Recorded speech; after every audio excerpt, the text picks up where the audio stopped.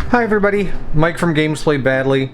I have a whole bunch of miniatures that I'm painting right now. Some of them are in various states of repair or disrepair. I wanted to throw something up quickly just because I haven't thrown a painting video up in a little bit. Right now what we have is we have some HeroForge miniatures, and we are doing these in honor of some of the characters that we play in various adventures. And so we thought, let's go through HeroForge, design our characters, and I'll paint them. So these two here are in process, and I posted some pictures to Twitter regarding these, but they're not by any means done. But I wanted to go ahead and start out with my character.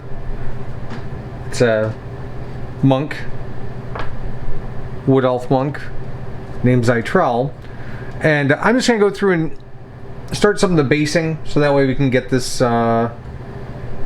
taken care of. I'm going to go ahead and start with the skin, because I really want to make sure I have the right skin tone first, because that's going to give us an idea of what the rest of the colors are going to be. And let's take a look here. I'm going to use a paint here by Reaper called Barbarian Flesh, which I think is probably going to be the closest thing to what I envision. So as you can see, some of our camera issues are back, and this is because I don't need my magnifier anymore, so my hand position changed. Hopefully this isn't too bad, but I think it's still going to be helpful. I also have a new set of eyes on, meaning I normally use a magnifier anyway, but I got a wearable set of kind of magnifying goggles, and they work great. Now I can really paint in any position that I want, as opposed to being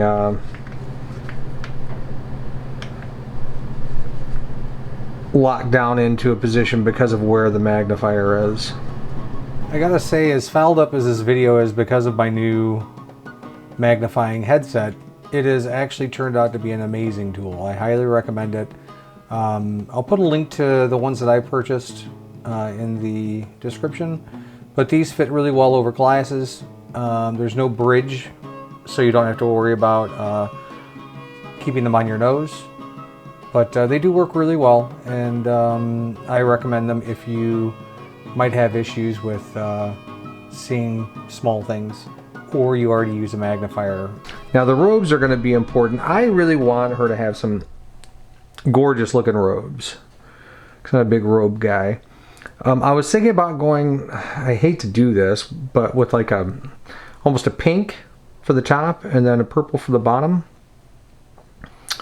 I don't like falling into color stereotypes and things like that, but I just think it would look awesome on her. So I'm going to try it out and see how this works. I'm going to use something called Ashen Rose through Reaper. Unless otherwise specifies, these are all Reaper paints.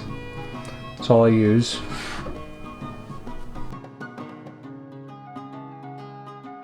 I may very well go back through and change this color, but I am, as I do with everything, just testing colors to see what they look like. As long as you're not laying them on too thick, you can repaint a miniature several times before you start losing detail. And depending on the sculpt, if the details are super fine, it can be difficult to continue to repaint, because you end up losing all those little artist details that are super important to the miniature. This particular color is a little bit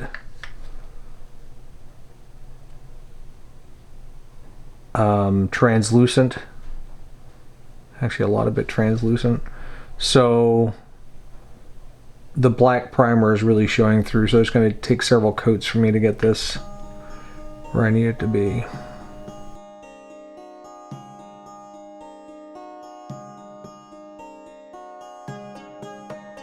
Interesting fun fact here. I've been using this tagline in all my videos saying paint fearlessly. It turns out that Goobertown Hobbies is part of a podcast called Paint Bravely. And I don't want anyone to think that I'm trying to steal any of their thunder, so I'm going to have to take that and stick it in my back pocket for now. Got to figure out a new ending or something. And I'm sure that Brent over at Goobertown isn't going to think that I'm trying to steal his thunder, but out of professional respect, even though I'm not a professional, I prefer not to have it appear that I am.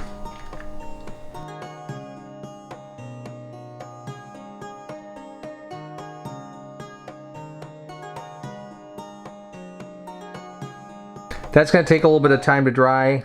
Definitely needs a second coat. Now the tendency would be, if paint's not covering, is just to really put a ton on there, and that is not the direction that you want to go normally.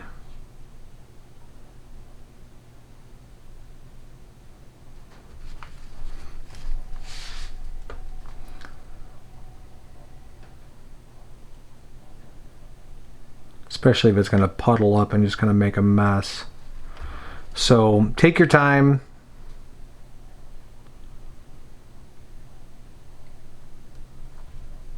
Miniature's not going anywhere. I know base coating is not the most fun thing to do,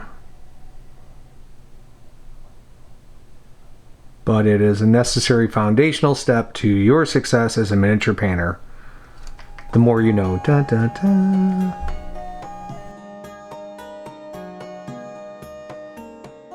I feel like that should have been part of like the Miniature Painters Guild of America. Your foundational support structure for your artistic endeavors in miniature painting. Anyway.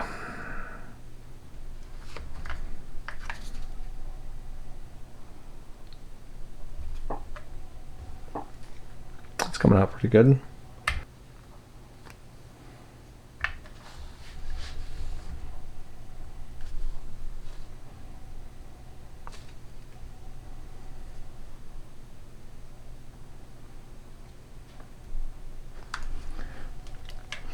Making sure you got all the undersides. A lot of things that are overlooked are under the arms, armpits, nether regions. All those need to have a little bit of paint on them. Yeah, also I got a 3D printer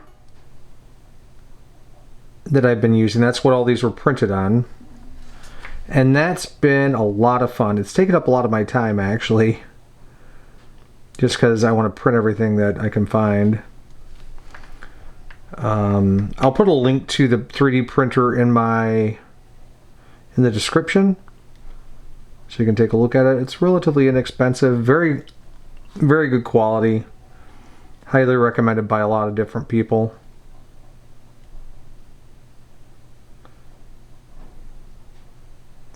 And I've had a blast with it. It's not terribly complicated to use. There are a lot of really good instructional videos out there for you if you decide to go that direction.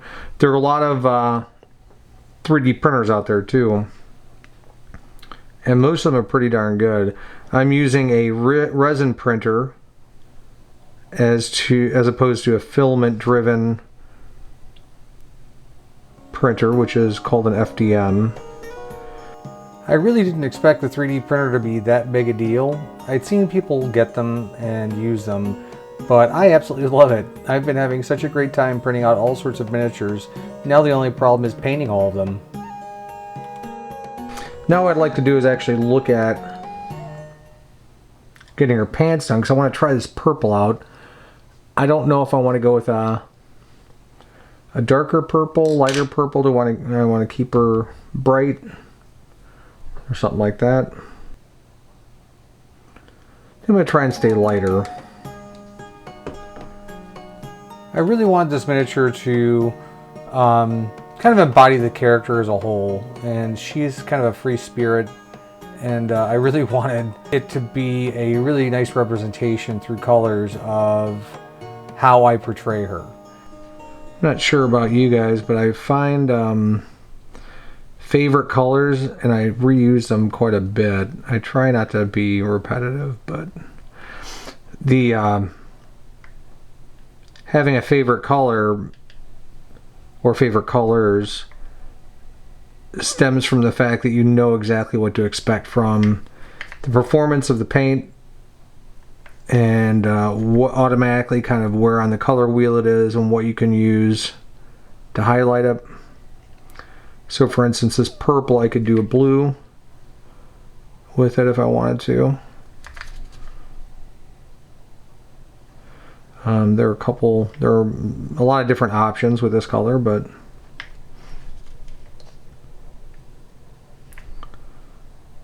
I know I've done blue, I've done gray goes with everything. If you're ever in a tough spot and you need to put a color down, gray always works.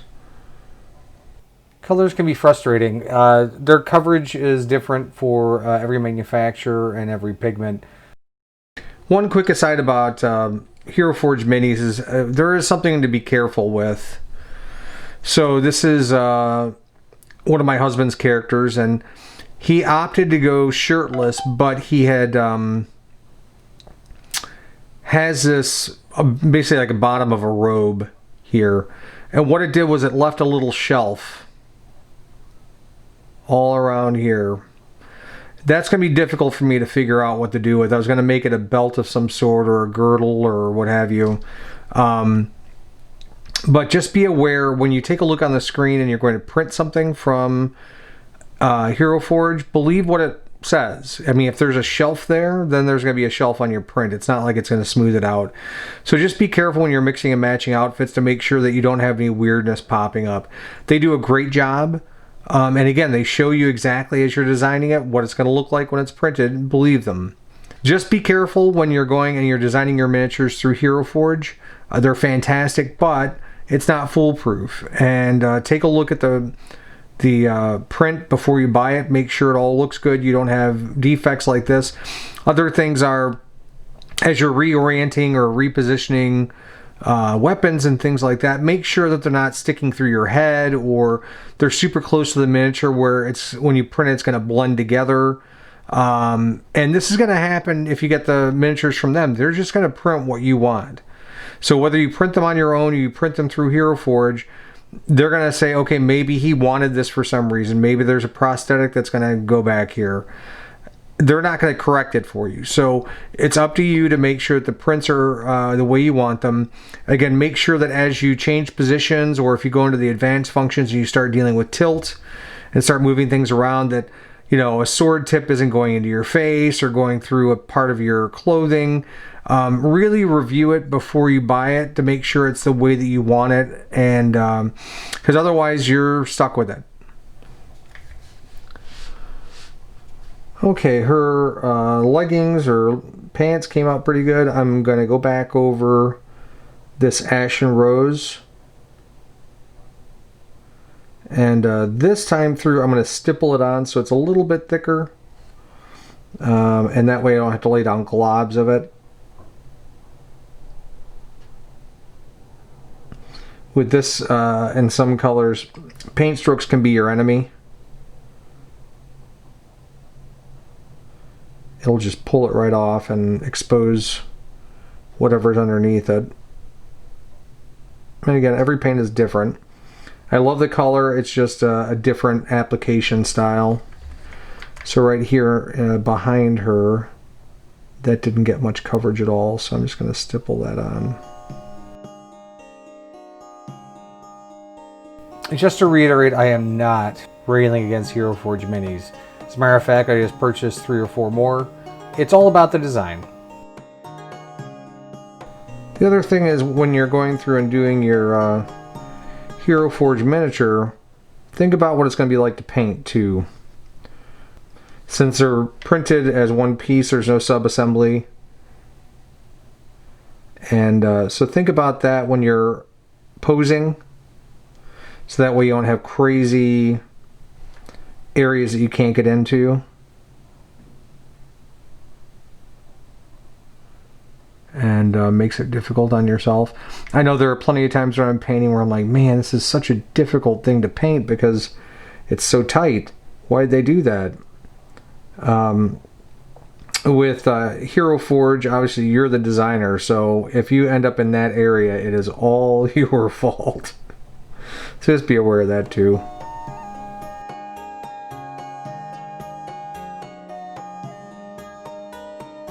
So heed my words and you'll do just fine. You'll end up with a perfect miniature that represents your character with all your various accessories and weapons, and you can even scale them so you can make them very large or small. I'm not saying that HeroForge is bad at all. I think they're fantastic, but you need to be aware of what you're doing.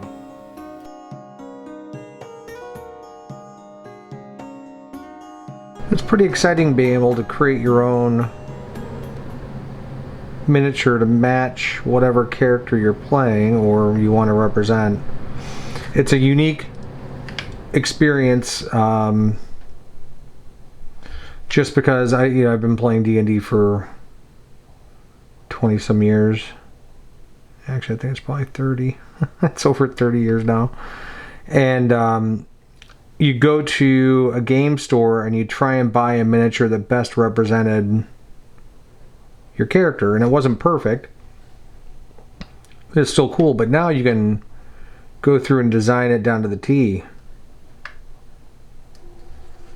So that is awesome.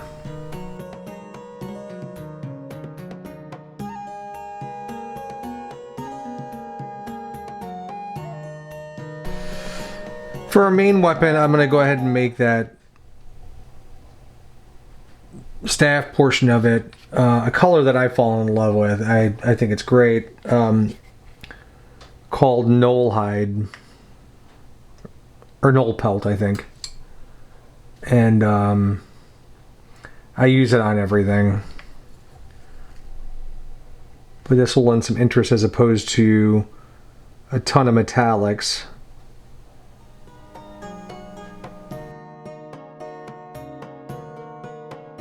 And this is actually a magical staff.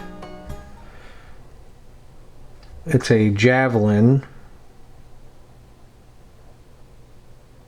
And I want to make it look worthy of its magical status here.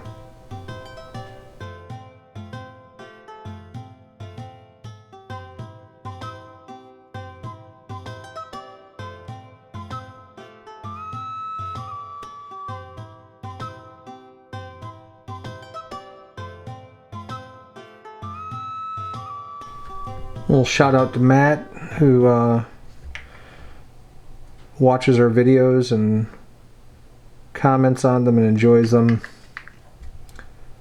Hope you're doing good, buddy. When are you gonna start playing D&D with us?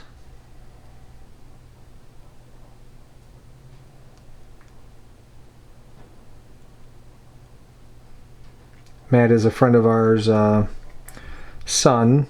Very sweet kid. His mom is very proud of him. Talks about him all the time. And he started watching our videos and really likes them. So I appreciate your support, and hopefully we'll get a chance to play some D&D together soon.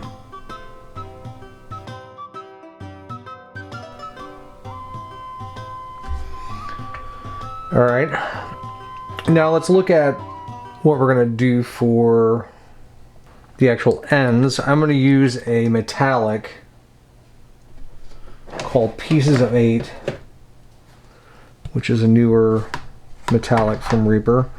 Notice I'm not putting it on my wet palette. I'm going to go ahead and do it in the lid. I've made the mistake, as a matter of fact, on this very piece of paper that we have down.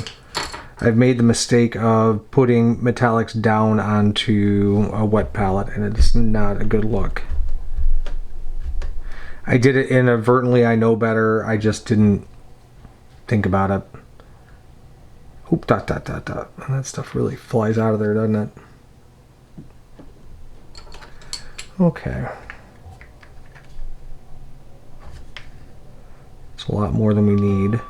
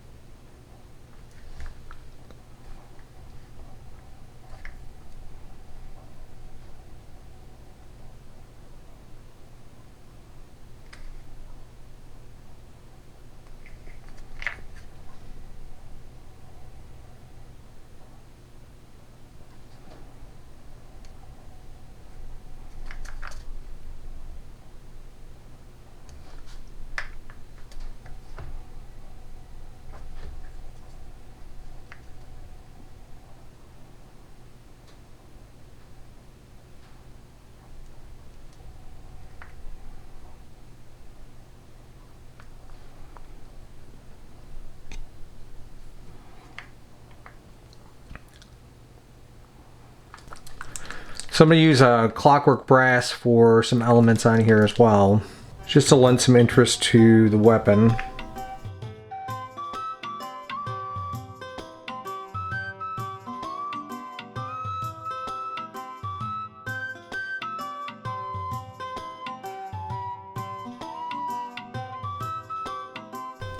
There's actually a little bit of an inlay in here that I might be going after as well. If I can knock that out, I think it'll be really, really cool. So you see, I'm not sure if you can really see that, but there's a little raised area right in here.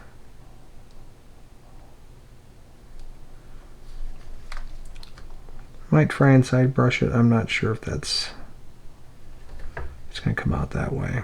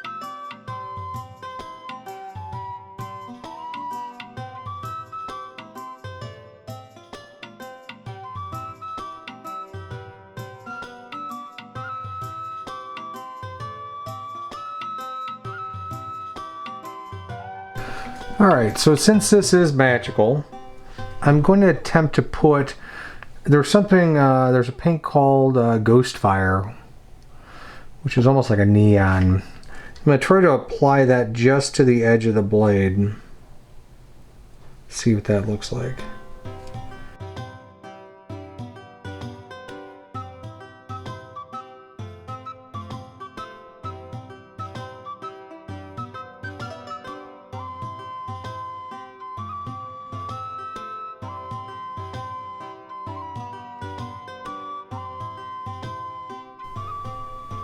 Nope, I kind of screwed that up. Or was that a happy accident? What if I did the entire blade except for that bronze area?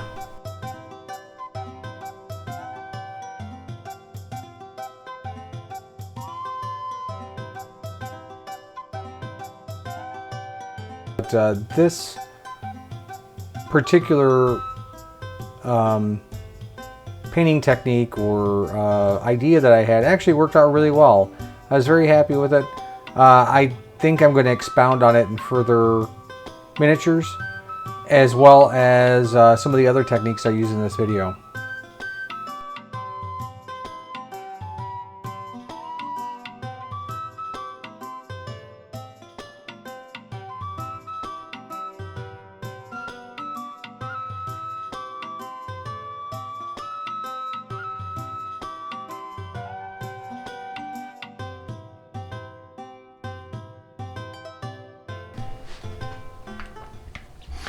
Alright, so really the last thing I need to do as far as base coating is this, her little bag, and then her hair. And I want to go ahead and try and give her blonde. So I'm going to try a little of this treasure map. Put that there. A little bit of candlelight yellow.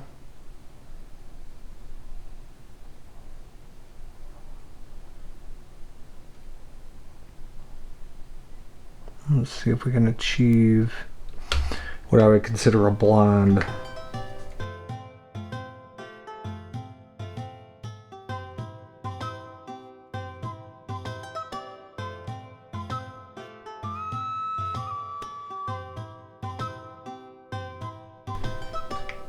Alright, her hair looks pretty good. I'm going to go ahead and, while I have this color mixed up, try and get some eyebrows on her. Some of the things not really talked about in this video were some of the shading that I did. Actually, all the shading that I did. I guess I did that with the camera off and didn't realize it, so sorry. But it consisted of using some pre-made washes from Army Painter. I pin washed those in, and also went through and did some manual shading of my own by mixing some colors. It came out pretty good. You'll see the pictures in the final seconds of this video, but I was pretty impressed with what I was able to accomplish. Right here you can actually see that I've changed the color of the tunic, and I much preferred that over the Ashen Rose. The Ashen Rose was a little chalky and the texture wasn't as good, so the pink worked really well.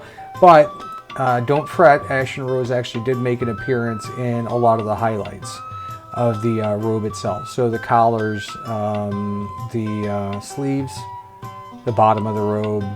And I also did some wet blending on this. It's not part of this video, but we'll do that in another video, I promise. Thanks for watching, and see you next time.